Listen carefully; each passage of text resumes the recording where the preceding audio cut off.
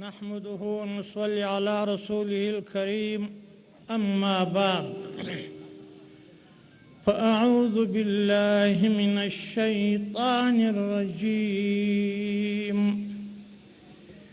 بسم الله الرحمن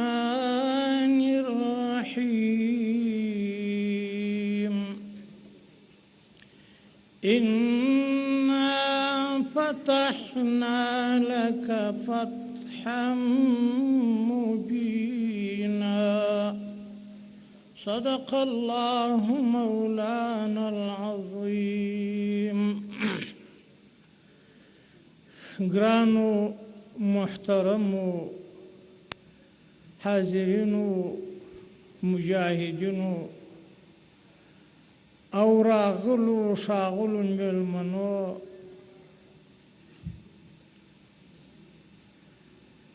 او د افغانستان ګران او مجاهد ملت خصوصا هغه بابک چې زویکه د الله په لار کې قرباني شوی وي او هغه مورکۍ چې بچی د الله په لار کې صدقه کړی وي او هغه یتیم چې بابا یې شهید شوی وي او هغه مجاهد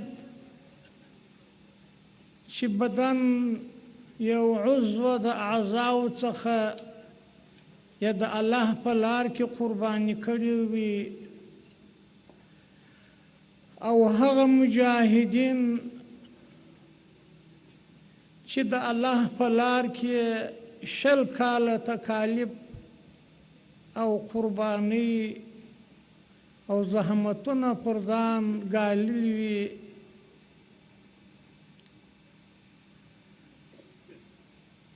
او هغه مجاهدین چې په کلونو کلونو د دشمن په محابسو کې په سختۍ او تکالیفو کې وخت تیر کړی وي او په مجموع کې د ټول افغانستان کلوی وي که کشر وي که ښځه او نر وي که ضعیفه او ځوان وي هر قشر چې وي و ټولو ته د دې مبارکې ورځې مبارکي وایم او ټولو ته سلامونه او احترامات وړاندې کوم. خصوص د دغه خلکو څخه چې دلته تشریف لري او دې مجلس ته حاضر شوي وي دغو ته خصوصا سلامونه وړاندې کوم. الله دې د دې قدمونه په خپل دربار کې قبول کړي. محترمو مجاهدینو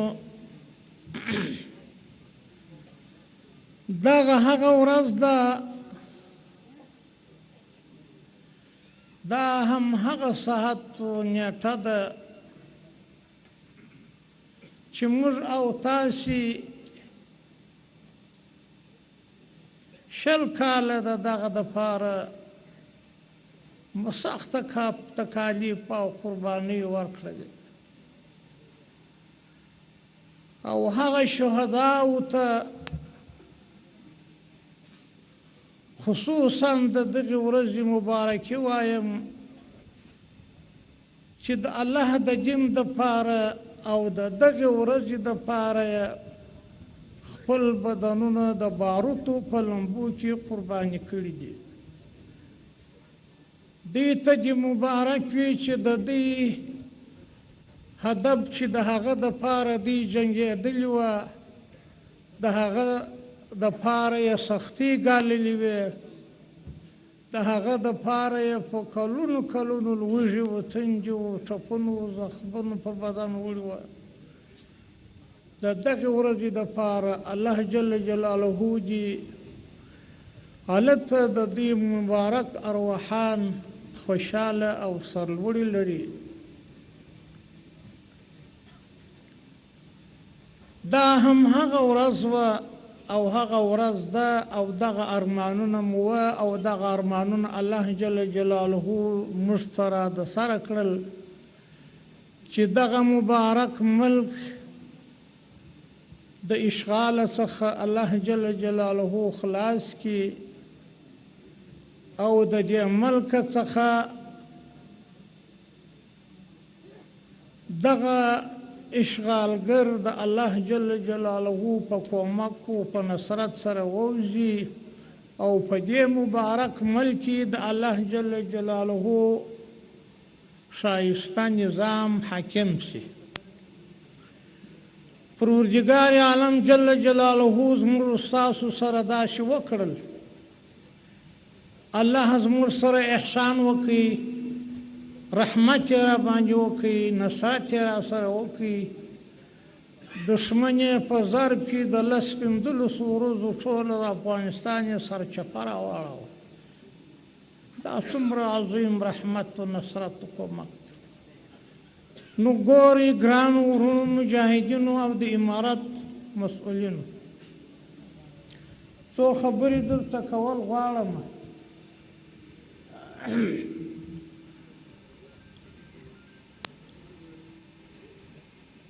هغه شهدا چې زموږ ستاسو د مابین څخه تللي دي اوس د دې موجود نه دي، د دغه ورځې دپاره د دغه هدف دپاره یې قربانۍ ورکړې وې. باید موږ بیداره واوسېږو، باید په دې فکر کې سو چې د هغو شهداو ارمانونه د خاورې سره خاورې نه کړو، د الله جل جلاله څخه رابطه قطع نه کړو، د خپل ګران ملت سره رابطه قطع نه کړو، د خپلو هغه کونډیانو یتیمانو د هغه سپین ږیرو چې اولادونه یې په دغه لار کې لمبه سوي دي د هغو سره رابطه قطع نه کړو او د هغو د ارمانونو د تحقق دپاره خپل ټول توان په کار واچو. خیال به کوئ، فکر به کوئ، الله دې نه کوي چې الله جل جلاله زموږ سره دومره عظیم نصرت وکړي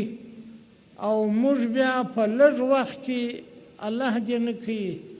الله مو هیر شي، شهدا مو هیر شي، یتیمان مو هیر شي، دا مظلوم اولس مو هیر شي. الله دې داسې حال نه را باندې راولي. الله جل جلاله دې وکړي چې دغه مبارک وطن د الله جل جلاله په ښایسته قوانینو سره روښانه او منور وګرځوي او الله دې موږ ته دا توفیق را په برخه کړي. محترمو ډېر خیال به ساتئ، په خپل مابین کې به د ورونو په شان زندګي کوئ، د خپلو مشرانو اطاعت به پر ځان فرض و لازم بولي، د خپل ولس احترام خدمت کول به د ځان اسلامي شرعي وجیبه بولي. داسې ونه شي چې دغه ملت 20 کاله زموږ او ستاسو سره ټوله کړاوونه، تکالیف، شهادتونه، د کور خرابۍ، هر څه یې پر ځان وړي چې اوس یې موږ تاسې هېر کړو. الله دې داسې وخت نه راولي. ورسره د شفقت لاس ورتېر کړي چې اوس مو کار کوي، د دې مقاصدو اهدافو ته ځان ورسوئ، د دې ستړیاوې په نظر کې ونیسئ، یک تنها یې مه پرېږدئ. دا مو ټولو ته په کلکه توصیه او هدایت دی.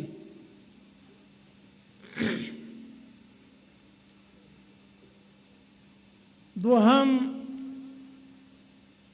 د خپل ملت څخه یو غوښتنه او تقاضا کوم چې ای ګران ملته، ای ځپل سوې 20 کاله در بدر سوې لوږې و تندې دي پر بدن ګاللې دي. غواړم چې یو نکتې ته ستاسې توجه راواړوم په دې ملک کې مخکې در دې فتحې دوه قسم خلق اوسېدل یا مجاهدین یا د مجاهدینو همکاران طرفداران هم نظر خلق و چې په دې ستړیا کې ورسره شریک و بل طرف هغه و چې د اشغالګرو سره ولاړ و د هغو افکارو د هغو تګلاره پالله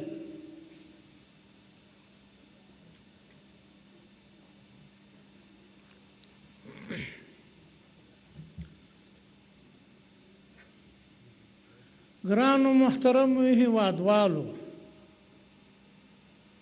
کله چې دا نظام ونړېدی هغه خلک چې دلته په قدرت کې وه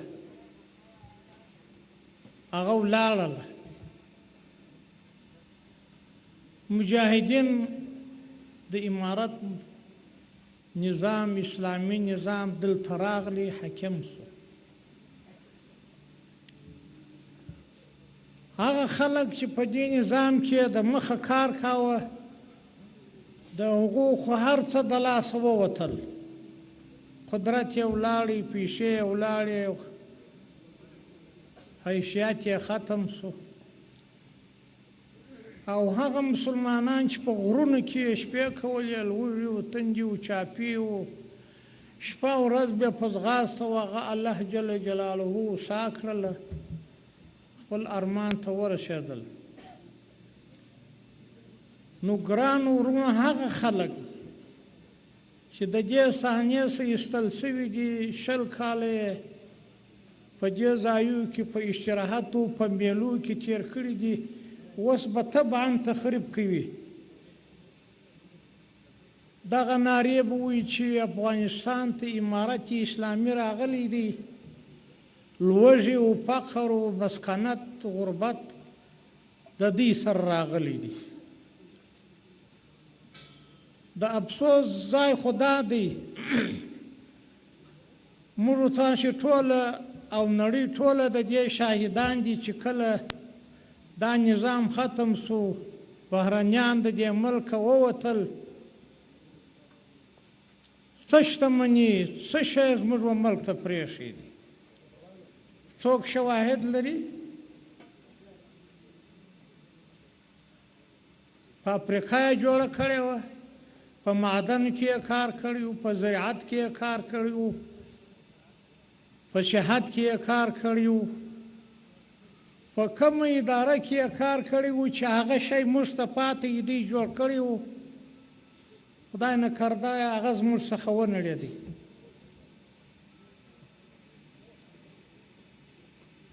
خو دوی چې ولاړل فقط موږ ته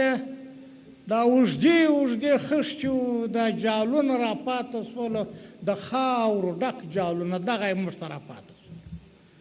دغه نو که د دوی دپاره یو اقتصاد وي چې وایي ورپرېمه شول دا مسلمانان په اخته یې هغه خاورې ماورې سره دغه کوي او د جاله صاحب څه شخان میخان یې دغه کړي نور څوک شاهد لري چې په کوم ولایت کې د یا د بجلی دپاره یا د زراعت دپاره یا د صحت دپاره یا د معدن دپاره یو داسې لاسته راوړنه لري چې هغه موږ ته پاته شوله خدای مه کړه زموږ څخه هغه تخریب شوه زموږ څخه هغه ناکامه شو هغه کار فقط دغه اوږدې خښې و جالونه یې موږ ته پاته شوي دي او یو څه تعمیرګان که دغه خلکو جوړ کړي یو تعمیرونه دا خو د هر چا شخصي شی دی هغه وایي امارت ته و دې ملت ته څه ګټه کوي نو ملت ستاسو مې ارزو خواهش دا دی چې ته د دغه خلکو سره هم نظره کېږه مه خطاوزه مه چې ته م نارې وایې چې د امارت سره لوږه راغله تنده راغلل ستړیا راغله بلکې د امارت داسې مبارک امارت دی چې د دې سره هر څه راغلل حاصل شول فکر وکړي مرګ ختم شو بند ختم شو د شپې چاپې ختمې شوې لارې ازاده شوله نه دي کور په امن کې و، نه دي موټرو ډمبر په امر کې و چې دی به د مخه روان و چې 10 ساعته بیا مزل کوه، چاته دا اجازه نه وه چې ستا په روډ باندې ستا روډ دی، ستا ملک دی، یو موټر چې د مخه سوی که مخه سوی وای بیا به یې ویشتلی ځای پر ځای به شهیدان کول. دا لږ لاسته راوړنه ده. سبحان الله.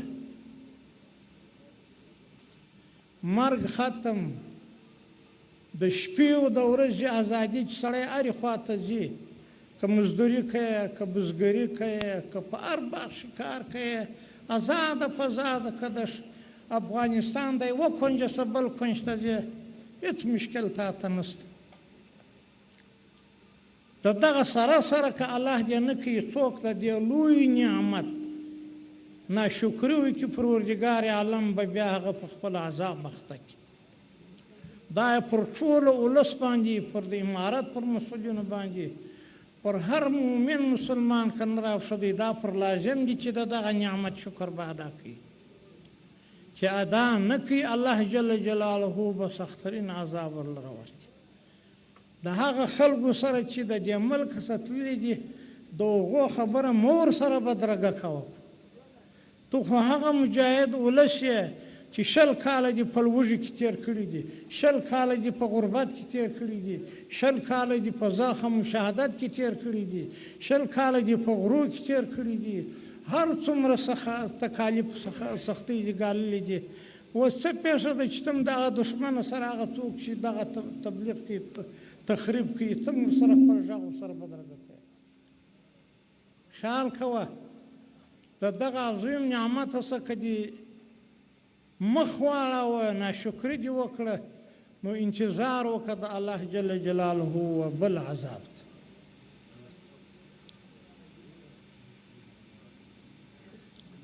ډېر محتاط اوسېږئ. الله دې موږ تاسو ته و ټولو ته د دې مبارک نعمت د شکر توفیق را نصیب کړي چې ناشکري ونه کړو. خپل لاس مو دی، خپل وطن مو دی، که د شپې مزدوري کوو، که د ورځې خپل لاسونه به تړانکې کوو، خپل د ملت دپاره او د ولس دپاره د ځانو دپاره به ګوله پیدا کوو. پر بهرنیانو به اعتماد نه کوو، هم کوي څه نتیجه موږ ته په لاس راغله. پر تجارانو ورونو باندې مې، پر سرمایهدارانو ورونو باندې مې، پر دغه ورونو چې 100 روپۍ په لاس کې لري، پر ټولو مو دا غږ دی چې سره راوړاندې شئ، په د عمل کې خپله د دې ولس خدمت وکړئ. هر څه شتمني چې لرئ په کار یې واچوئ او د دې مسلمانانو خدمت وکړي. هر څه طریقه درته برابره ده، وسایه ده. درېیم، دا خبره کول غواړم، نورې خپلې خبرې ختموم. هغه څوک چې زموږ د ملک کې 20 کاله اشغال کړي وو او ووتل، بیا هم دې ملک ته مشکلات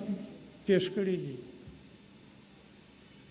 تاجرات یې پر لګولي دي، تبلیغ هم دا کوي چې په افغانستان کې لوږه ده. نو خو لوږه تا راوستلې ده، پر دې ملک چې بندیزونه لګولي دي، د دې ملک د مسکنت یو شی درلودی، هغه تا بند کړي دي. کوم شی دی د نیستۍ چې امارت را دغه سره راغلی دی؟ ته چې ووتې هستي ونیسي چې د ځانه سره وړې ده، ولاړه ملت ته دې څه شي پرېښود؟ یې پلا بندیز پر لګوي، هېڅ شی وجې مظلوم ولس ته نه پرېږدي. خو بیا د شا د خوا دا خبره هم پسې کوي چې افغانستان 25 میلیونه و 20 میلیونه نفوس د لوږې سره مخ دی. سبحان الله. یې پلا یې ټکوي، بیا یې تهدیدوي، بیا پیغورونه ورکوي.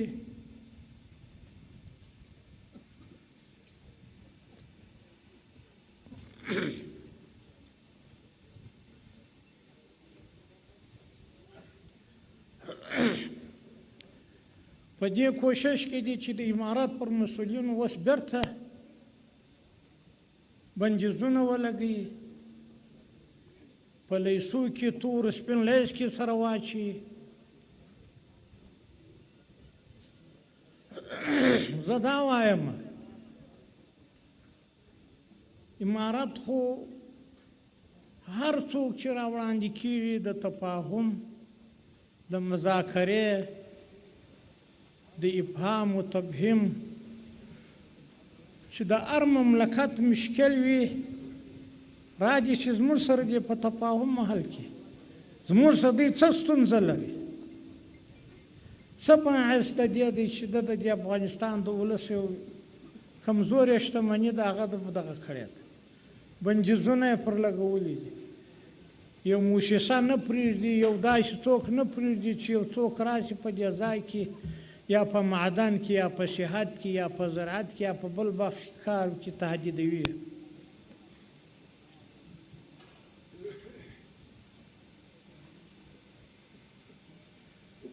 دا خو هغه کړنې دي چې 20 کاله یې وکړې دا به منطقي او معقوله لار وي چې سړی یو 20 کاله یو کار تجربه کړی په خپل ټول قوت سره چې هغه تهدید ګټه نه یې کړې بیا یې تکراروي دا خو فکر کوم نه د یو معقول سړي نه د یو منطقوي چې دی منطق دلیل لري دا لار نه ده د خبرو لار د تفاهم لار د ورورګلوۍ لار د همغږۍ لار د تفاهم لار دا نتیجه ورکوي زه یو لنډ مثال تاسو ته پیښوم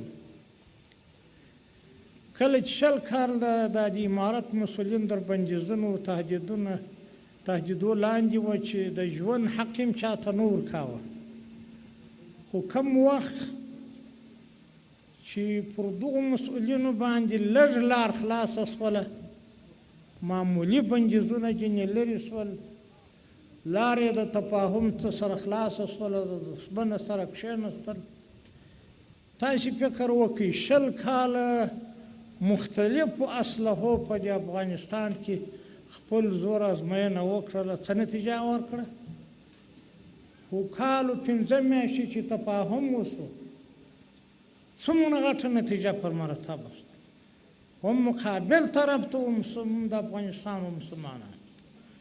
د افغانستان ولس د دې څخه خلاص دا دغه تفاهم دا د لارې د خلاصېدو نتیجه ده چې د دغو مسلمانانو سره معمولي دغه لرې شو تفاهم وشو ولاړه او راغله سره کښېنستل ملک د اشغال خلاص د بمبار خلاص د وژنو خلاص د شهادتونو خلاص د ورانولو خلاص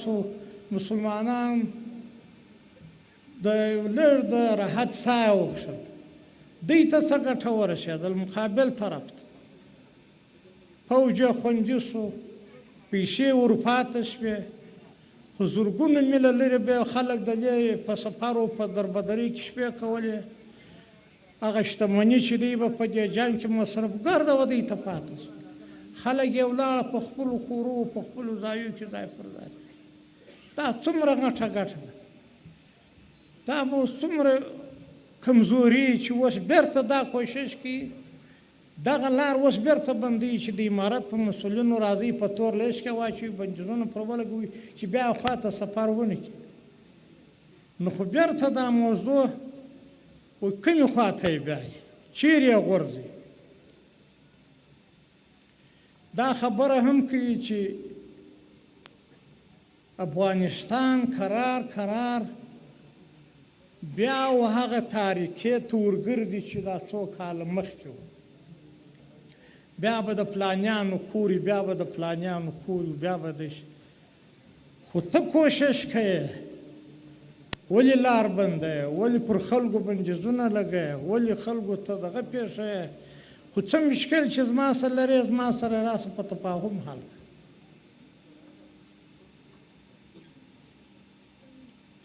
که ته کوشش کوې چې ټولې لارې د افغانستان پر ولس بندوې بیا دا نارې وایې نو خو ته کوشش کوې چې د دې ملکه څه یو جزیره جوړوې بېرته یې ورټېل وایې چې بیرته چې نه رابطه څوک ورسره کوي، نه یو څوک یې د باندې وتلی شي، نه یو څوک فرض که د یو چا سره تفاهم کولی شي، ته په تورلیز کې بندیزونه چې داسې وتای، اقتصاد یې ور په صفر کې کړی دی، بانکونه دې ور فلج کړي دي، څوک نور پرېږدي چې کومک وکړي. نو کوشش کوې، ته کوشش کوې چې دا ملک بیرته هغه تاریکۍ ته ته غورځوې. زه خو درته وایم په ډاګه او په صفا ټوکو کې چې موږ تفاهم ته تر هغه حده پورې موږ غواړو چې د هر چا سره خپل تفاهم وکړو، مشکل ورسره حل کړو، پر لارې مزل سره وکړو تر هغه حده پورې چې زموږ و اسلامي شرعي اصولو ته خطر نه وي. په آزاده فضا کې موږ غواړو چې د هر چا سره تفاهم مزل ورسره وکړو. منتها دا زموږ یو اسلامي ملک دی، په دې کې تر هغه حده پورې چې اسلامي نظام ته صدمه نه وي، شریعت مقدس ته تکلیف نه وي، نو موږ و دې ته حاضر یو چې هر څوک وي، که همسایه هېوادونه وي، که د باندې هېوادونه وي، که د نړۍ هېوادونه وي، زموږ دا ورته مشوره ده چې تاسې دغه لارې چې اوس خلاصې دي دا مه بندوئ. بیرته به الله جل جلاله تاسې او دغه مظلوم ملت په بیا په داسې ستوري کې سره ګیر شو چې بیا به دا 20 کاله چې سره اخته وو تا نتیجه ترلاسه کړل. موږ خو الحمدلله دغه غوښته چې دا ملک مو د دښمنو د خارج د خلکو خلاص شي، هغه لاسته راغله. تا څه لاسته راوړنه؟ فقط دا 15 ورځې و میاشتو کال تفاهم لار خلاصېدل دومره کامیابي د مسلمانانو هم په برخه کړله، د مقابل طرف هم په برخه. الله جل جلاله دې تاسو ته چې دلته راغلي یاست او مجاهدینو ته او ټولو هېوادوالو ته ښه زندګي نصیب کړي. الله مو دې دا ملک بیا د ستړیا راوساتي. خدای پاک جل جلاله د هغه خلکو زړونه هم په هغه طرف ته مائل کړي د دښمنۍ او د عداوت او دغه څه دې الله زړونه و د هغه طرف ته مائل کړي چې مسلمانانو او د دې خپل هم پکې خیر. نور م وخت نه ضایع کوم. الله دې تاسو ته یوازونه درکړي. خدای جل جلاله مو ښه زندګي نصیب کړه. یو وار بیا ټولو ته د دې مبارکې ورځې مبارکي وایم. الله جل جلاله دې زموږ او ستاسو او د ټولو مسلمانانو حافظ ناصر شي. السلام علیکم ورحمة الله.